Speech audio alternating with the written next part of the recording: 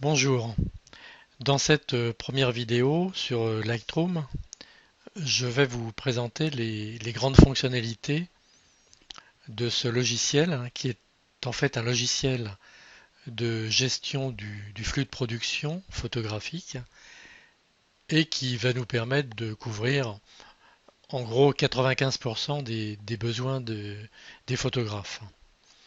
Lightroom est un logiciel modulaire et si vous regardez sur le panneau en haut à droite, vous avez deux modules principaux qui sont le module bibliothèque et le module développement.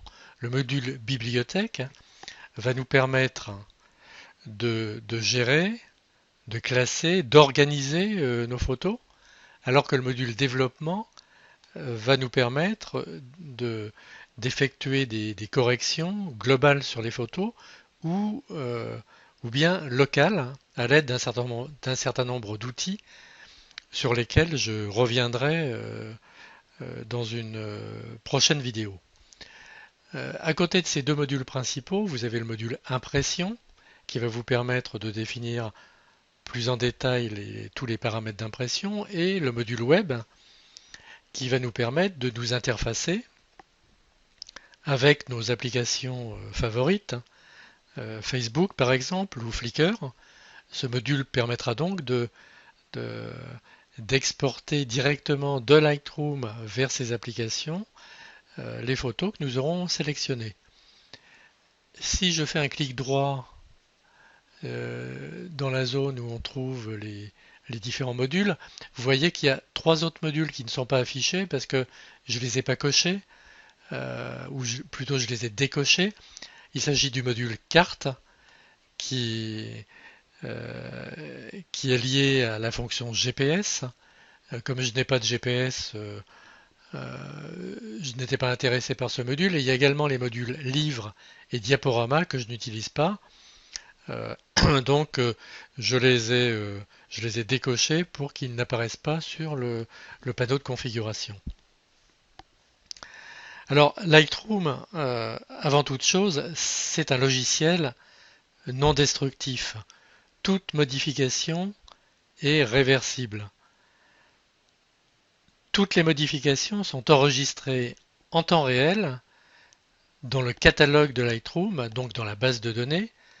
Euh, le catalogue, c'est en fait la base de données des modifications que l'on va effectuer dans Lightroom.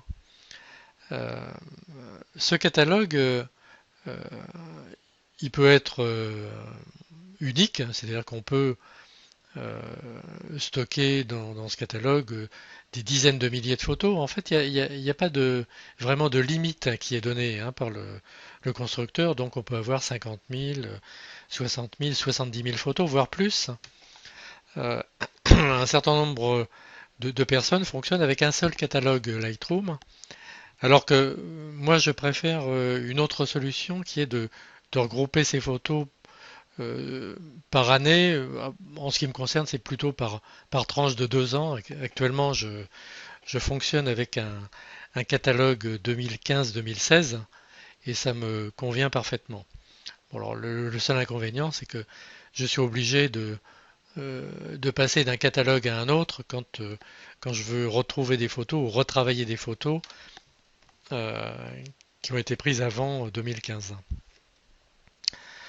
Un autre point important, Lightroom va nous permettre de travailler sur les photos en mode brut, c'est-à-dire en RAW. Là, on voit en surimpression la fenêtre qui vient d'apparaître où je vois indiqué NEF. NEF, c'est le format RAW de Nikon.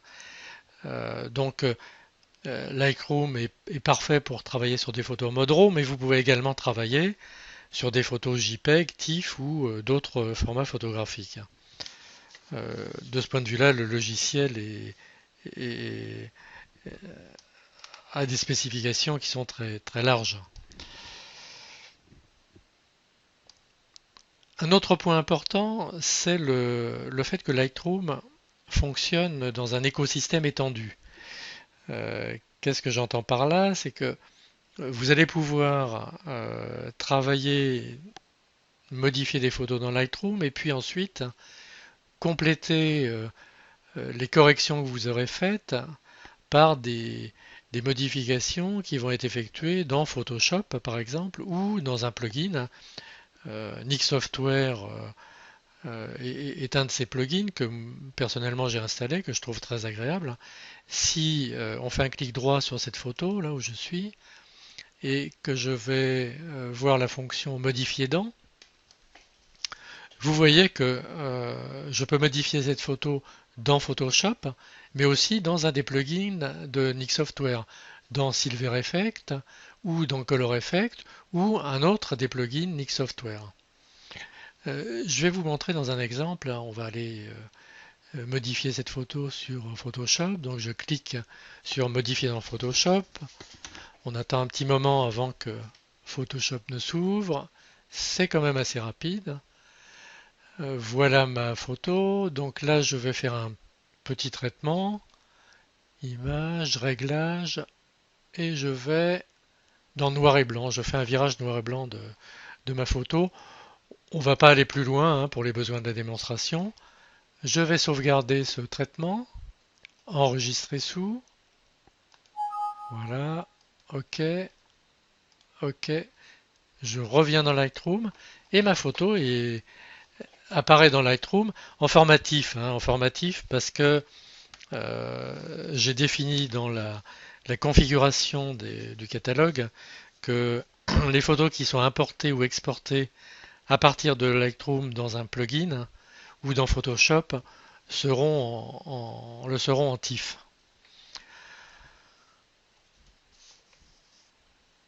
Donc voilà, quelques petits points supplémentaires concernant le panneau. Alors ici, en haut à gauche, on a ce qu'on appelle la plaque d'identité qu'on peut modifier.